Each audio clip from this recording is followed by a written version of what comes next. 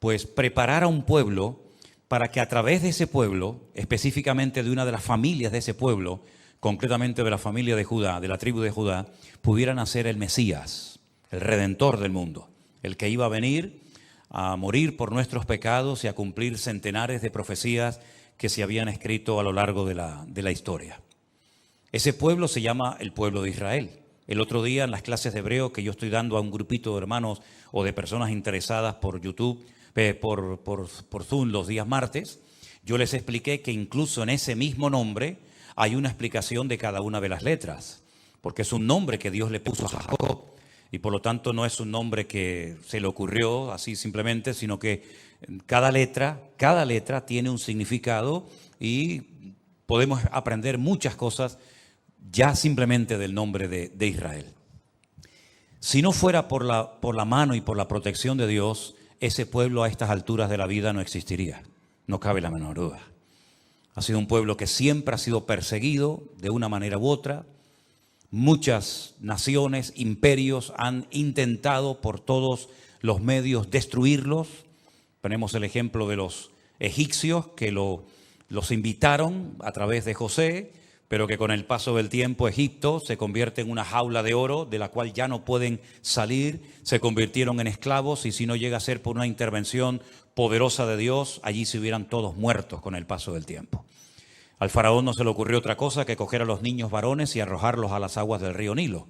Es decir, lo que quería era exterminar progresivamente al pueblo de Israel. Ya el primer intento o el primer suicidio, pues mató un hermano a otro. Pero este hombre fue mucho más allá y lo que quería era quitar a todos los varones del pueblo para que el pueblo de Israel terminara con el paso del tiempo pues asimilándose a la cultura de los egipcios y ser uno más o simplemente desaparecer de la faz de la tierra.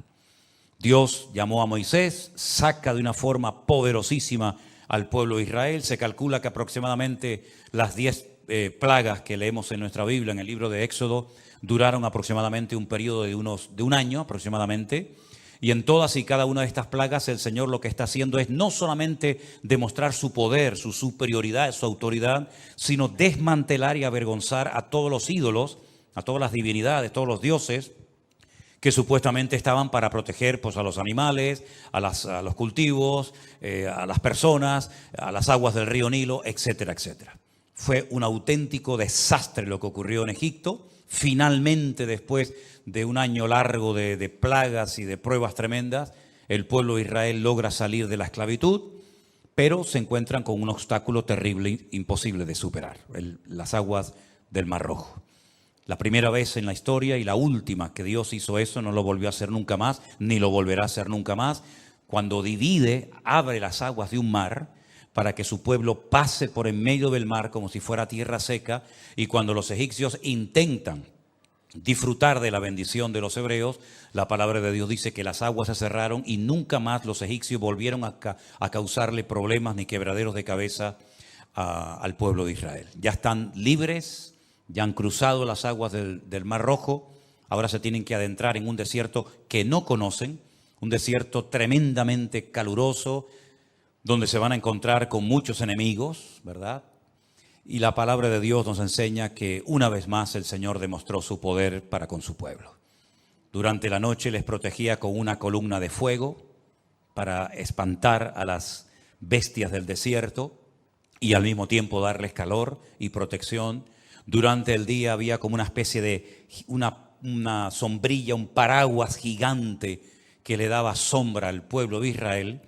Y la Biblia dice, y Pablo dice que era esa piedra, dice que durante todos los años que anduvieron por el desierto, dice que una piedra, una roca, les seguía, de la cual todos bebían agua cada día. Y esa roca, dice el apóstol Pablo, era nada más y nada menos que el Señor Jesucristo. El maná caía todos los días, 6 días a la semana, el 7º día no caía nada, y comieron pan del cielo. Comieron codornices. Nada ni nadie pudo detener el avance del pueblo de Israel hasta que por fin, después de mucho sacrificio y de mucho esfuerzo, logran llegar a la tierra prometida. Moisés no pudo entrar, todos conocemos la historia, pero Josué logró entrar con más de 80 años de edad a la tierra prometida. Poco a poco van conquistando año tras año, generación tras generación, la tierra de Canaán, hasta que finalmente digamos que se apropian de la mayoría de la tierra, aunque siempre tuvieron enemigos dentro o en los alrededores que intentaban atacarlos y destruirlos, pero siempre y cuando, repito, siempre y cuando ellos estuvieran alineados con Dios, en orden, en obediencia, en santidad, sin apartarse ni a diestra ni a siniestra de los estatutos que Dios les había dado a los 50 días de salir de la esclavitud en el monte Sinaí, nadie les iba a poder destruir bajo ningún concepto. En el momento en el que bajaran la guardia, en el momento en el que comenzaran a adorar a otros dioses, se apartaran de la palabra de Dios, automáticamente eran exactamente igual de vulnerables que cualquier otro pueblo de la tierra. Porque no era por sus méritos, no era por su sabiduría, sino era por la gracia de Dios. Mientras ellos estaban alineados con ese Dios, Dios los cuidaba. En el momento en el que se apartaban de los caminos rectos del Señor, automáticamente los enemigos les atacaban. Llámense filisteos, amorreos, jebuseos o el que usted quiera mencionar en esta tarde. A lo largo de la historia, no solamente ya desde dentro del pueblo de Israel, de la tierra, sino a lo largo de la historia, hubieron imperios que, movidos por celos, por envidia o por lo que usted quiera mencionar, siempre tenían el objetivo no solamente de atacar, sino de destruir y borrar de la faz de la tierra a este pueblo. Lo intentaron los egipcios, fracasaron, lo intentaron los asirios, fracasaron, lo intentaron los babilónicos, fracasaron, lo intentaron los medos persas, los griegos, los romanos, los cruzados, los nazis, todo lo que ustedes quieran mencionar. En España se hicieron auténticas barbaridades con el pueblo de Israel, se les expulsó, se les crucificó, se les quemó, se les obligó a convertirse a una religión que no creían en ella, ni mucho menos lo hacían de todo corazón, sino por presión. Y a lo largo de la historia ha sido un pueblo tremendamente perseguido. Hasta que por fin, milagrosamente, después de 2000 años de huir de un sitio a otro, de estar perseguidos aquí, masacrados por allá, etcétera, etcétera, pocos años después de la finalización de la Segunda Guerra Mundial, Israel en un día logra declarar la independencia. En mayo de 1948 nace, después de 2000 años sin existir, una nación llamada Israel, con su bandera, con el Hatikva, que es el himno nacional, que por cierto es un himno hermoso, y logran entrar a la tierra prometida, pero no a toda la tierra que Dios les había prometido, sino a una parte muy pequeña del territorio de Israel, porque en aquel momento no estaban los famosos palestinos dominando el país, porque dicho sea de paso, nunca jamás hubo un pueblo palestino que tuviera un país y una ciudad palestina, jamás, eso es un invento. Allí estaban los ingleses, y antes de los ingleses los otomanos, y antes de los otomanos podríamos hacer una lista gigantesca. Ellos decidieron quedarse con una pequeña porción de Israel para poder vivir, las peores tierras donde no había agua, pantanos llenos de parásitos, donde se cogía la malaria, el tifus y todo tipo de enfermedades. Se iban familias enteras al desierto, crearon un sistema de trabajo llamado los kibutzim en plural, que consistía en vivir en comunidad, nadie tenía sueldo, sino que todo se compartía en común, una especie como de lo que pasaba en la iglesia primitiva hace 2000 años en Jerusalén, y así comenzó a levantarse poco a poco un pueblo prácticamente de las cenizas. A lo largo de este tiempo, desde 1948 hasta hace unos días, se han llevado a cabo guerras terribles. 7, 8 guerras, en todas, en cada una de ellas, ellos han salido victoriosos, han conquistado más tierra de la que en un principio se les había asignado por las Naciones Unidas, lograron recuperar en junio de 1967 la ciudad de Jerusalén. Después de 2000 años, por fin pudieron ir y tocar el Kotel Hamarabí, el muro de los lamentos, hacer tocar el shofar, levantar la bandera y hacer una oración de acción de gracias, porque después, ya digo, de 2000 años logran recuperar su tierra. En esa guerra, ha habido otras, ¿verdad? Pero en esa guerra concretamente Israel se enfrentó con 5 naciones armadas hasta los dientes, tremendamente poderosas. Pueden, por ejemplo, ver en Google los datos, decir, bueno, ¿cuántos soldados tenían los egipcios? ¿Cuántos aviones tenían los sirios? ¿Cuántos tanques de combate tenían los jordanos? En comparación con lo que en aquel momento tenía el Estado prácticamente recién nacido de Israel, era imposible superar aquella guerra y vencerla. No solamente la ganaron, sino que desmantelaron todo el ejército de 5 naciones mucho más poderosas que ellas, con mucho más entrenamiento, con mejor material, etcétera, etcétera. Muchos judíos disparaban con fusiles de la Segunda Guerra Mundial, incluso hasta de antes, porque no tenían recursos para poder comprar un buen armamento, pero toda la aviación de Egipto quedó destruida, los tanques de los sirios quedaron destruidos, se recuperó los montes, los altos del Golán, que es como un balcón, que el que lo controla no solamente controla la entrada de agua al país, sino que además es como un balcón que protege toda la llanura de Galilea, etcétera, etcétera. También lograron recuperar por fin la ciudad de Jerusalén, la declararon con el paso del tiempo en la capital eterna, indivisible del Estado de Israel, y otros lugares. ¿Qué es lo que ha pasado hace unos días? ¿Cómo es posible que una nación tan poderosa militarmente hablando, que se considera el segundo ejército más poderoso de la tierra, un país que es indestructible, porque dicho sea de paso, todos los que han intentado destruirlos han desaparecido, todos los imperios han desaparecido? Una nación tan pequeña, que es más pequeña que Galicia, que la comunidad de Galicia, ¿cómo es posible que hace unos días ante el mundo ha hecho el ridículo?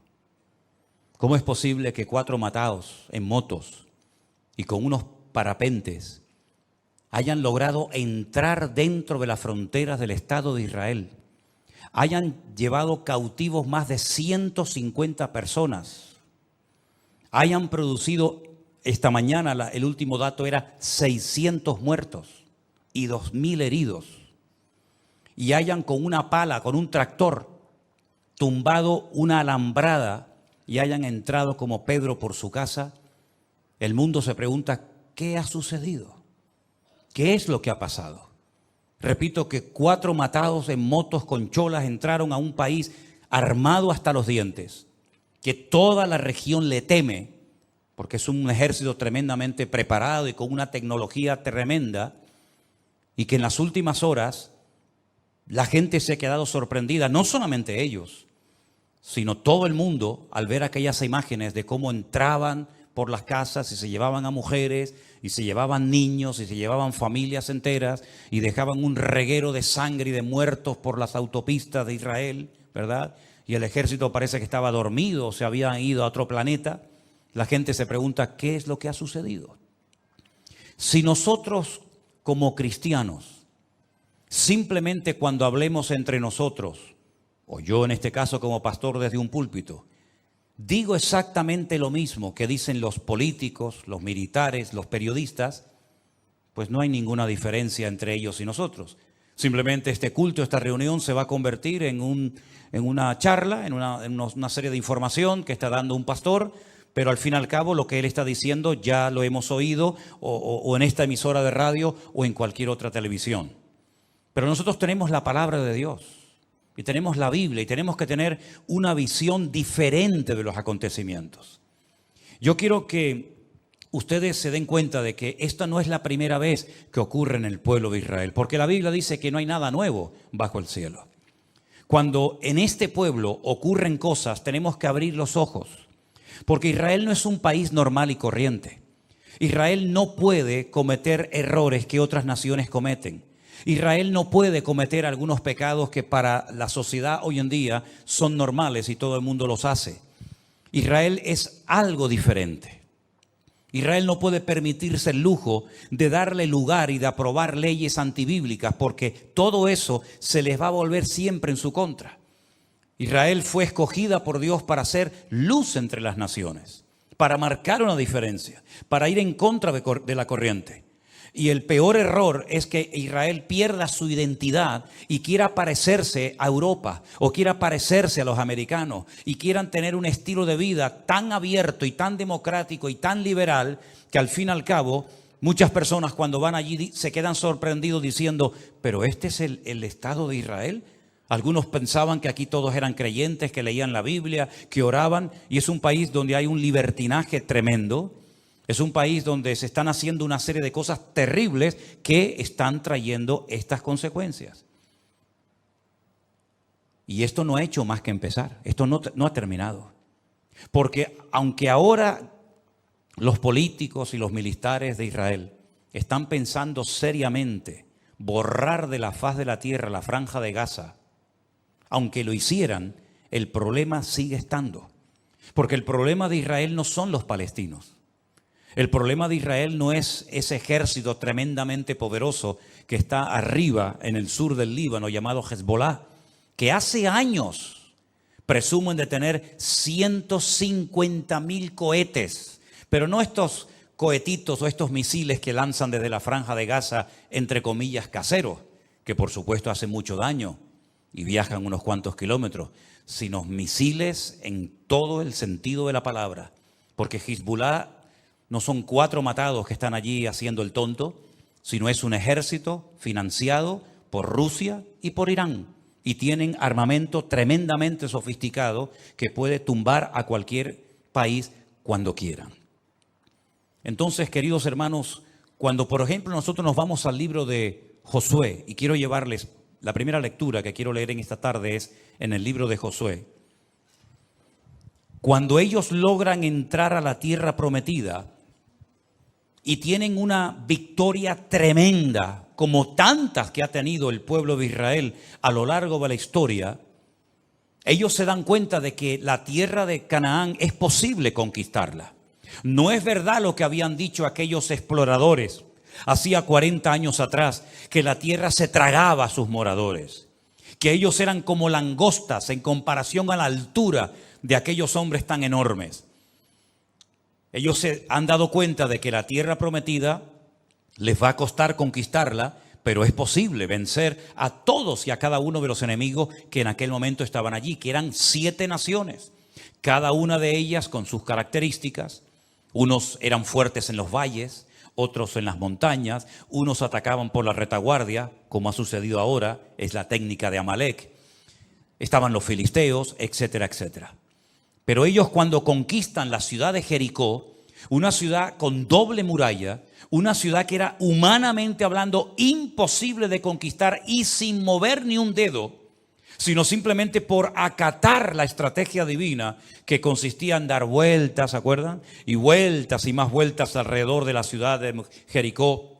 Y finalmente 7 vueltas, cuando ellos ven aquel milagro de cómo aquellas murallas cayeron de arriba abajo y se desmenuzaron, cayeron sobre sí mismas, ellos dijeron, es posible conquistar toda la tierra. Pero miren lo que sucedió, capítulo 7 de Josué. Los hijos de Israel cometieron una prevaricación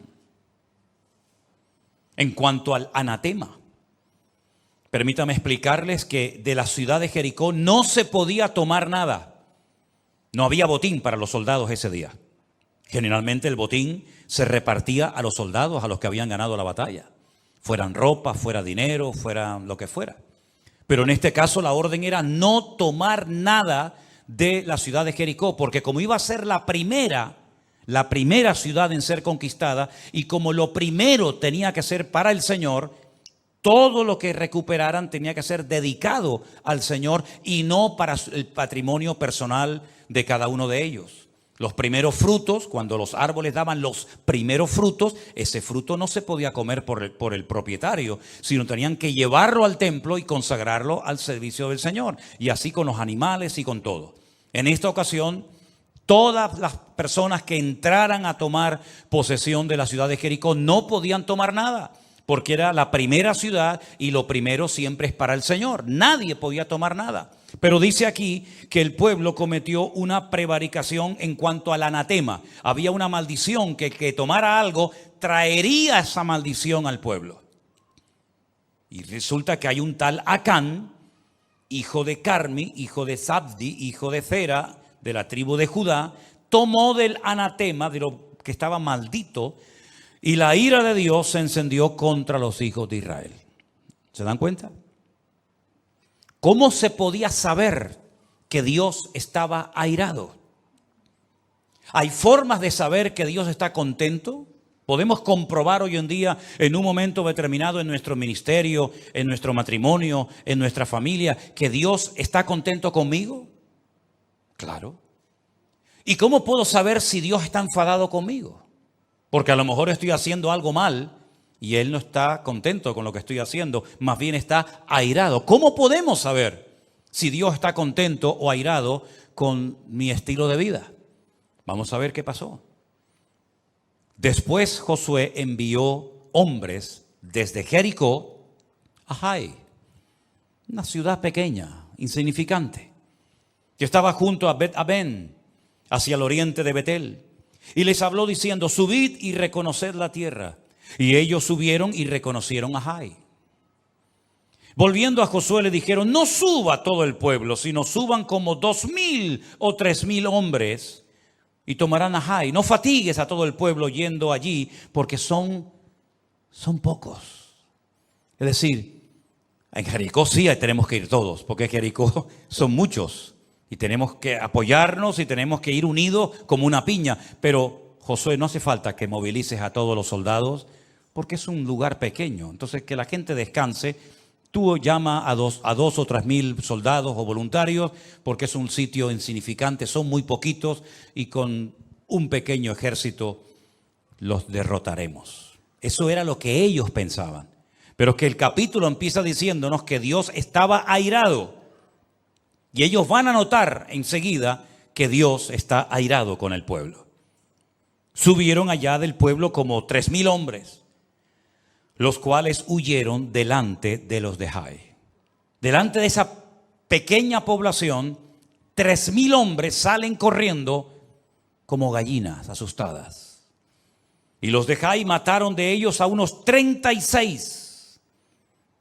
Y los siguieron desde la puerta de Sebarín y los derrotaron en la bajada, por lo cual el corazón del pueblo desfalleció y vino a ser como agua. No daban crédito a lo que estaba pasando, pero ¿cómo es posible que ayer le ganamos al grande y hoy salimos corriendo delante del pequeño? Ayer no murió nadie y hoy han muerto 36 hombres y probablemente habría también algunos heridos. Hoy hay llanto en Israel porque hay mujeres que se han quedado viudas, hijos que se han quedado sin padre. Entonces Josué rompió sus vestidos, se postró en tierra sobre su rostro delante del arca de Dios hasta el caer la tarde. Él y los ancianos de Israel, y echaron polvo sobre sus cabezas. Era la señal de luto, de duelo, de dolor. Y Josué dijo: ay, Señor Jehová, ¿por qué hiciste pasar a este pueblo el Jordán para entregarnos en las manos de los amorreos para que nos destruyan? Ojalá nos hubiéramos quedado al otro lado del Jordán. ¿Te das cuenta cuando una persona está desanimada o enfadada o triste, cómo ora mal? Está diciendo tonterías. Como que hubiera sido mejor que nos quedáramos al otro lado del Jordán. Entonces, si nos quedamos al otro lado del Jordán, la tierra se queda sin conquistar, las promesas se quedan sin cumplir y la honra de Dios queda por el suelo, porque Dios ha dicho que esta tierra se la dará a ustedes y a su descendencia. Y si tú prefieres quedarte al otro lado, la honra de Dios va a quedar por el suelo. Así que déjate de decir más tonterías. Ay, Señor, ¿qué le diré ya? ¿Qué diré ya que Israel ha vuelto la espalda delante de sus enemigos? Porque los cananeos y todos los moradores de la tierra oirán y nos rodearán y borrarán nuestro nombre de sobre la tierra. Y entonces, ¿qué harás tú a tu grande nombre? Y el Señor le dijo a Josué: levántate. ¿Por qué te postras así sobre tu rostro? Ahora viene la explicación. Israel ha pecado y aún ha quebrantado mi pacto que yo les mandé. Han tomado también del anatema y hasta han hurtado, han mentido y aún lo han guardado entre sus enseres. Por esto los hijos de Israel no podrán hacer frente a sus enemigos, sino que delante de sus enemigos volverán la espalda, por cuanto han venido a ser anatema. Ni estaré más con vosotros, si no destruyereis al anatema de en medio de vosotros. ¿Entienden ahora? ¿Se dan cuenta ahora por qué hicieron el ridículo? ¿Por qué cayeron hombres muertos? ¿Y por qué no pudieron vencer al pequeño y al grande? Sí, ¿se dan cuenta? Esta explicación que Dios está dando no ha caducado en el tiempo. Dios sigue opinando y creyendo exactamente lo mismo que dijo. Se lo dijo a Josué y lo vuelve a decir hoy en día. Cuando Israel no vence a sus enemigos, sino más bien sus enemigos se regocijan sobre Israel, es por lo mismo que el Señor le dijo a su pueblo hace miles de años. Porque Israel ha pecado y por eso vuelven la espalda delante de sus enemigos. Como Dios es el mismo ayer, hoy y por los siglos, esta explicación está en pleno vigor hoy en día en el pueblo de Israel. ¿Cuántos dicen amén? Levántate, santifica al pueblo y di: santificaos para mañana, porque el Señor, el Dios de Israel, dice así: anatema hay en medio de ti. Israel, no podrás hacer frente a tus enemigos hasta que hayáis quitado al anatema de en medio de vosotros. Todos conocemos el resto de la historia. Al final hasta sabemos que Acab había llevado cosas a su tienda de campaña, las había enterrado, la familia había sido copartícipe de su engaño, de su mentira, y toda la nación experimentó las consecuencias del pecado de este hombre. Si ustedes vienen conmigo al libro de Sofonías, yo sé que es un libro que no se suele leer mucho, o por lo menos no es tan conocido como otros, pero en el libro de Sofonías, que está en el Antiguo Testamento, en el capítulo 1, yo voy a leer unos versículos que yo creo que van a venir muy bien escucharlos en esta tarde. Sofonías capítulo 1. Palabra de Jehová que vino a Sofonías, hijo de Cusi, hijo de Gedalías, hijo de Amarías, hijo de Ezequías, en los días de Josías, hijo de Amón, rey de Judá. Destruiré por completo todas las cosas de sobre la faz de la tierra, dice el Señor. Destruiré a los hombres y a las bestias. Destruiré a las aves del cielo y a los peces del mar. Cortaré a los impíos y raeré a los hombres de sobre la faz de la tierra, dice el Señor. Extenderé mi mano sobre Judá y sobre todos los habitantes de Jerusalén y exterminaré de este lugar los restos de Baal y el nombre de los ministros idólatras con sus sacerdotes. Y a los que sobre los terrados se postran al ejército del cielo y a los que se postran jurando por Jehová y jurando por Milcón. Y a los que se apartan de en pos de Jehová y a los que no buscaron a Jehová ni le consultaron. Calla en la presencia del Señor, porque el día del Señor está cercano, porque Jehová ha preparado sacrificio y ha dispuesto a sus convidados. Y en el día del sacrificio Jehová castigaré a los príncipes y a los hijos del rey y a todos los que visten vestido extranjero. Asimismo castigaré en aquel día a todos los que saltan la puerta, los que llenan las casas de sus señores de robo y de engaño. Y habrá en aquel día, dice el Señor, voz de clamor desde la puerta del pescado y aullido desde la puerta segunda. Y gran quebrantamiento entre los collados. Aullad, habitantes de Mactes, porque todo el pueblo mercader es destruido. Destruidos son todos los que traían dinero. Acontecerá en aquel tiempo que yo escudriñaré a Jerusalén con linterna y castigaré a los hombres que reposan tranquilos como el vino asentado, los cuales dicen en su corazón: Jehová ni hará bien ni hará mal. Por tanto serán saqueados sus bienes, sus casas serán asoladas, edificarán casas, mas no las habitarán, plantarán viñas, mas no beberán el vino de ellas. Cercano está el día grande de Jehová, cercano y muy próximo. Es amarga la voz del día de Jehová, gritará allí el valiente. Día de ira aquel día de angustia, de aprieto, día de alboroto y de asolamiento, día de tiniebla y de oscuridad, día de nublado y de entenebrecimiento. Día de trompeta y de algazara sobre las ciudades fortificadas y sobre los y sobre las altas torres. Atribularé a los hombres y andarán como ciegos, porque pecaron contra Dios. Y la sangre de ellos será derramada como polvo, y su carne como estiércol. Ni su plata ni su oro podrá librarlos en el día de la ira de Jehová, pues toda la tierra será consumida con el fuego de su celo, porque ciertamente destrucción apresurada hará de todos los habitantes de la tierra. Y ustedes pueden seguir leyendo el capítulo 2 y el capítulo 3 de Sofonías y todo el libro de Miqueas y todo el libro de Joel, y constantemente, profeta tras profeta, generación tras generación, ¿cuál es el llamado repetitivo de parte de Dios al pueblo de Israel? Arrepiéntanse con todo su corazón y vuélvanse a su Dios. Constantemente. Lo hizo Elías, lo hizo Jeremías, lo hicieron todos los profetas a lo largo de la historia. Arrepiéntanse, no rasguen sus vestiduras, rasguen su corazón. No se circunciden la carne de vuestros prepucios, sino circunciden la carne de vuestro corazón. Humillaos bajo la poderosa mano de Dios, como hemos cantado en esta tarde, porque Él habita con el quebrantado y con el humilde de espíritu.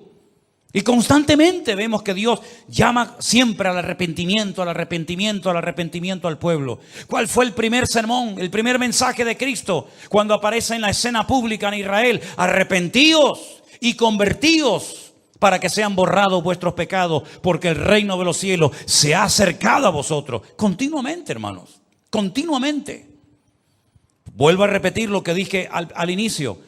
Hay pecados que las naciones cometen, que no digo que los puedan cometer, pero que no sufren ni a corto ni a largo plazo, parece nada. Pero el pueblo de Israel no se puede permitir ciertos y determinados lujos.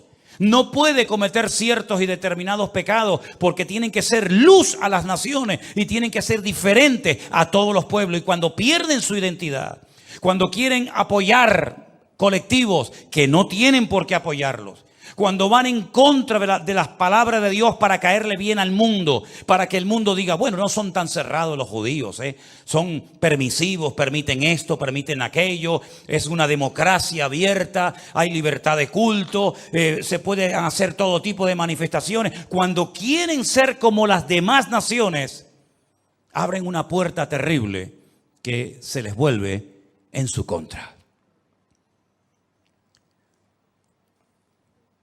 Este grupo de Hamás que atacó al Estado de Israel, que por cierto, Hamás es una palabra árabe, que es el nombre de un partido político en Israel, de un partido terrorista. Hamás significa violencia. Fíjate ya el nombre, ¿no? Si tuviéramos en España un partido político que se llamara el Partido de los Violentos, ¿no? Imagínate, ¿no? Tenemos bueno, iba a decir... No lo voy a decir, iba a decir, tenemos el partido de los tontos, de los ignorantes, de los ciegos, pero no lo voy a decir. Tenemos unas imágenes muy breves, antes de ponerlas, tienen que estar muy, muy atentos. Se grabaron con un teléfono móvil, con un celular. Son imágenes de una fiesta que se llevó a cabo en el Negev, en el sur de Israel. Permítame decirles una serie de cosas. Hace unos días se celebró el día más sagrado en el calendario religioso judío, el famoso día del Yom Kippur, el día en el que se para el país, el día de ayuno, el día de oración, el día en el que todos, creyentes o no, piden perdón a Dios por sus pecados, porque era el día en el que entraba el sumo sacerdote a la presencia de Dios en el lugar santísimo y luego salía y le daba la bendición a todo el pueblo, la famosa bendición sacerdotal que muchos de ustedes ya conocen. Ese día del Yom Kippur, un día sagrado, un día solemne, un día en el que no hay tráfico, no hay aviones, no hay nada. Es un día para estar en recogimiento, para estar meditando, porque aparte algunos rabinos dicen que es el día en el que Dios juzga el mundo, el día en el que te tienes que poner en línea con Dios, en sintonía con Dios, pedirle perdón al que hayas ofendido, devolver lo que has robado, perdonar las deudas, etcétera, etcétera. El día en el que está todo el mundo en sus casas en recogimiento, ¿verdad? Ese día un grupo de religiosos fueron a la ciudad de Tel Aviv a montar una sinagoga pública para invitar a la gente a orar, a ponerse de rodilla en las plazas y orar a Dios, leyendo una serie de textos, haciendo una serie de oraciones. Para sorpresa de ellos, por primera vez, hace unos días, en la ciudad de Tel Aviv, llegaron un montón de personas de allí, de Israel, no enemigos, sino de allí de Israel, estos colectivos que les gustan las banderitas de colores y toda esta gente, pues llegaron y los sacaron a patadas. Les dijeron que en Tel Aviv no, que en Tel Aviv no se van a poner la gente a orar, ni de rodillas, ni a pedirle perdón a Dios, ni a reconocer la Torá, ni nada de eso, que eso allí no. Sin embargo, en esos días, estos de las banderitas se fueron a Jerusalén a hacer el día de su orgullo. Orar y buscar a Dios no, lo otro sí. Una semana, unos días más tarde, se celebraba la fiesta, la última fiesta del calendario religioso. Una fiesta alegre, dura una semana, se llama la fiesta de Sukkot o la fiesta de los tabernáculos, donde se come todo el mundo en casa. Se le da gracias a Dios porque es en esa fiesta en la que se termina la lectura de la Torá que empezó en octubre del año pasado. Y el último día, el octavo día, que es un día añadido, es el día de la Simjá Torá, el día de la alegría de la Biblia. Que se sacan los rollos de la Biblia por las calles y la gente la toca y la besa y todo el mundo llorando y dando gracias a Dios por la palabra y dando gracias a Dios porque Dios nos dio la Torá, porque Dios nos dio la Biblia, etcétera, etcétera. Así que ni en el día del perdón hubo un mínimo de respeto, cosa que siempre piden los demás, pero que no lo hacen a ellos, a otros. Y en el día de la fiesta de la palabra, de la Simjá Torá, miles de personas decidieron irse al desierto a celebrar el día de la paz, no el de la Simjá Torá, no darle gracias a Dios por la palabra, sino hacer una fiesta donde había droga toda la que querían y donde había bebida toda la que querían y más,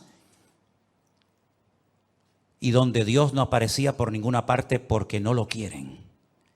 Pero para sorpresa de muchos, en medio de esa fiesta de lujuria, en medio de esa fiesta que me hacía recordar a la fiesta que hizo el pueblo de Israel en el desierto cuando como salvajes, todos drogados y todos borrachos, comenzaron a adorar a un becerro de oro, ¿se acuerdan? En esa fiesta que se acaba de celebrar el día que fueron atacados, quiero que vean quién presidía la fiesta en un monolito, en una torre muy alta. Quiero que vean la torre, perdón, encima de esa torre, quién estaba presidiendo esa fiesta. Algunos dirán, bueno, pero la gente no es consciente. Bueno, pues, ¿cómo que no somos conscientes? Somos pueblo de Dios, escogidos por Dios. Nuestro padre fue Abraham. Hoy es un día en el que tenemos que estar con nuestros padres en las casas, dándole gracias a Dios por su palabra. Y le dimos la espalda a Dios y nos fuimos al desierto como salvajes a hacer una fiesta de locos. Veamos las imágenes, por favor. Esa es la fiesta que se estaba llevando a cabo en el desierto. No tiene sonido, pero ahí está todo el mundo bailando, todo el mundo disparatado, como animales salvajes, olvidándose. Y miren quién está allí. Ahora hemos sacado una fotografía. Miren, una estatua de Buda,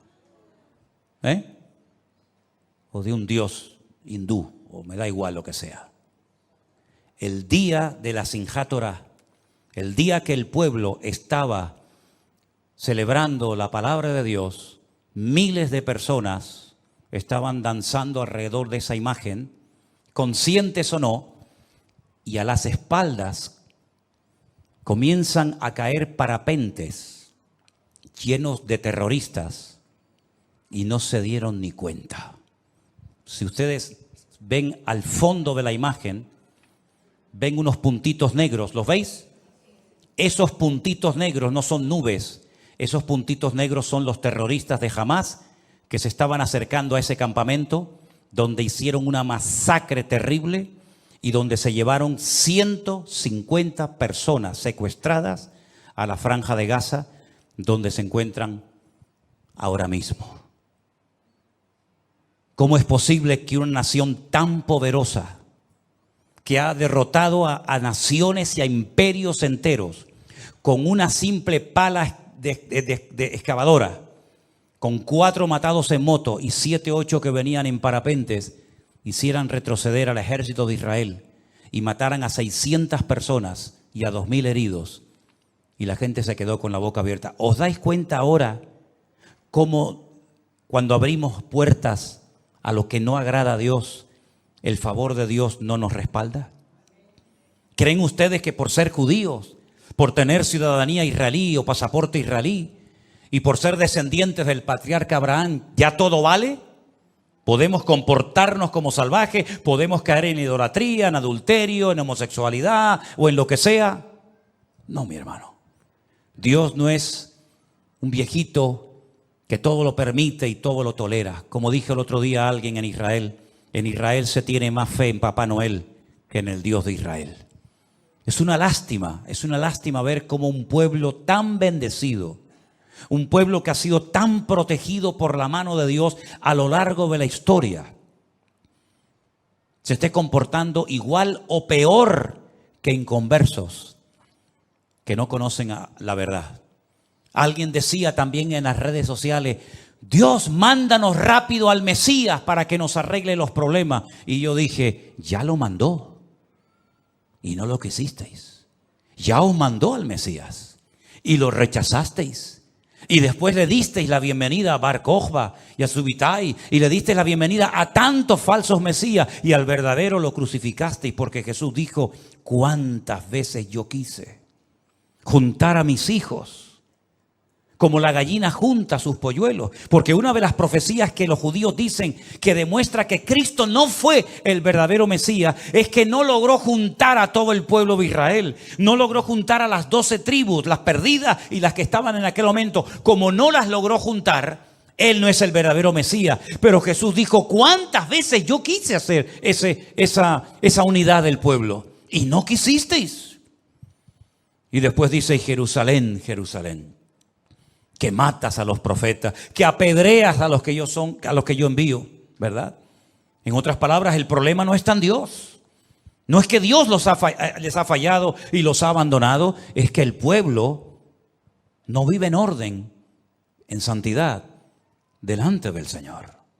Y cuando un pueblo como ese, específicamente como ese, no se comporta al nivel que Dios espera de ellos, es normal que 4 matados con la chola en moto vengan y hagan un destrozo rompiendo una valla, y parece como que estaban dormidos, estaban anestesiados. Incluso hasta se ven algunos subiéndose a lo alto de un tanque de combate, no sé si habéis visto las imágenes, arrastrando a los muertos por la calle. Hermanos queridos, ¿cuándo nos vamos a dar cuenta que nuestro Dios es un Dios santo? Y que así como su misericordia y su amor es genuino y real, también su ira y su enojo es real. Pero qué poco se predica de la ira de Dios, ¿no? Parece como que Dios no tiene nunca que enfadarse, no tiene motivos para enojarse. Y claro que tiene muchos motivos Dios para enojarse. Y a nosotros nos puede pasar lo mismo si no nos damos cuenta de que somos gente diferente. Tú no puedes hacer cosas que la gente de la calle hace. Bueno, las puedes hacer, pero no debes de hacerlas. Tú no puedes ir por la calle presumiendo tus virtudes como macho ibérico o tú como mujer. Pero es que todo el mundo lo hace, pastor. Es que todos visten así, sí, pero tú no, hijo. Tú no. Las redes sociales no es para enseñar tu musculatura. Las redes sociales no son para enseñar tus atributos, hermanita. Las redes sociales son para predicar el evangelio, para que la palabra de Dios llegue hasta el último rincón de la tierra. Bueno, es que la gente de vez en cuando se fuma un porro, sí, pero tú no puedes hacerlo, porque tú eres real sacerdocio, nación santa, pueblo adquirido por Dios para que anuncie de las virtudes de aquel que te llamó de las tinieblas a su luz admirable. Es que todo el mundo tiene por ahí una querida y los viernes uno puede ir a la discoteca, sí, pero tú no. Porque los ojos del Señor recorren toda la tierra y tú tienes que ser diferente. Y si no quieres ser diferente, no vengas más aquí. No vengas más aquí. No vengas a cumplir. No vengas a decir, bueno, vengo. No, no. Si no quieres asumir tu identidad como hijo de Dios, este no es tu lugar. Este es un lugar para honrar a Dios. Este es un lugar para cambiar. Este es un lugar para ir en serio con Dios. Si tú no quieres ir en serio con Dios, no vengas más, por favor. No nos hagas perder el tiempo, porque no queremos perder el tiempo en tonterías. Ahora, eso sí, cuando hay problemas, cuando hay dificultades, cuando la niña se pone enferma, cuando el marido te engaña, cuando el hijo no sé qué, pastor, oren por mi matrimonio, pastor, oren por mi familia. Estoy cansado de eso, hermanos. Estoy cansado de que la gente solamente se acuerde de Dios cuando les va mal. Y cuando les va bien, según ellos, se olvidan rápidamente de Dios. ¿Saben? Al día siguiente de este ataque, un montón de jóvenes que lograron salvarse milagrosamente se fueron a Jerusalén a hacerse religiosos. Les entró miedo, Como se llenaron las iglesias en Estados Unidos cuando vieron caer las Torres Gemelas. Mucha gente comenzó a ir a la iglesia y hacían cultos de oración toda la noche orando porque se sentían vulnerables. Ya no somos indestructibles como los americanos creyeron durante años, ¿verdad? Que las guerras siempre se hacían fuera, ¿verdad? Y los misiles nunca nos van a llegar. Cuando vieron caer aquellos edificios, cuando vieron su Pentágono ardiendo y cuando vieron a más de 4,000 personas muertas en aquellos días de aquellos atentados terribles, ahora sí se acordaron de Dios. Y como dijo aquel predicador que ya está en la presencia del Señor, Billy Graham, ahora os acordáis de Dios, habéis prohibido la oración en las escuelas, habéis sacado a Dios de las universidades. Es un delito en algunos estados de los Estados Unidos evangelizar, porque dice que eso es proselitismo y no se puede evangelizar a otras personas. Pero ahora nos atacan, ahora somos vulnerables y ahora clamáis a Dios y pedís el favor de Dios. ¿Queremos ir en serio con Dios o no? Hemos entendido que dice la Biblia que sin santidad nadie verá al Señor. ¿Lo tenemos claro o no lo tenemos claro? Dios no busca bulto, Dios no busca número de personas, sino que Él dice que busca un remanente fiel que lo adore y que lo honre. Miren, cuando Ezequiel estaba en el cautiverio en Babilonia, el Señor le dijo a Ezequiel, te voy a llevar en visión, te voy a llevar en el espíritu, te voy a transportar a Jerusalén para que veas el motivo por el cual los traje aquí al destierro. Dice que se lo llevó en visión a Jerusalén y le dice, mira ese hueco en el muro, métete por ese hueco. Dice que se metió y dice que vio a los sacerdotes del templo de Jerusalén que habían pintado todas las murallas por dentro con los signos del zodíaco. Estaban adorando a la reina del cielo, uno de tantos demonios. Y dice que se acercaban el ramo a la nariz. Es decir, estaban esnifando droga. Dice, no, pero aún hay cosas peores. Vente conmigo. Y dice que lo llevó en visión a diferentes partes del templo y decía, métete en esa habitación para que veas lo que están haciendo. Y ahora entra a aquella habitación para que vea lo que están haciendo. Porque esta gente de cara al público parecen los más santos del mundo. Esta gente de cara a la galería son siempre muy respetuosos y siempre muy educados y siempre muy esto, pero el Señor no mira la apariencia exterior de nosotros, hermanos. El Señor lo que mira es el corazón. Y si algunos de los ancianos en Babilonia se quejan de un trato injusto por mi parte, diles que yo les he enseñado, que yo te he enseñado lo que ellos cometen en secreto, que nadie lo sabe, pero lo que el ojo del hombre no ve, Dios lo sabe y Dios lo conoce. Y Dios no pasa por alto el pecado. La Biblia dice, cuando llamé, no me quisisteis oír, cerrasteis vuestros ojos, pues el día que claméis a mí, yo tampoco os escucharé. Por eso cuando decimos, vamos a orar por el pueblo de Israel, lo que hay que orar por el pueblo de Israel es para que se arrepientan, para que se humillen delante del Señor, que por cierto todavía no lo han hecho. Están pensando en arrasar la franja de Gaza. Muy bien, arrasen la franja de Gaza. Allá ustedes. El problema lo vais a seguir teniendo. Porque el problema no son los árabes. El problema no son los palestinos. El problema no son los 5.000 cohetes que te han lanzado. Ese no es el problema. El problema son ustedes mismos. Tu mayor enemigo son ustedes mismos. Y el día que mi pueblo se humille y busque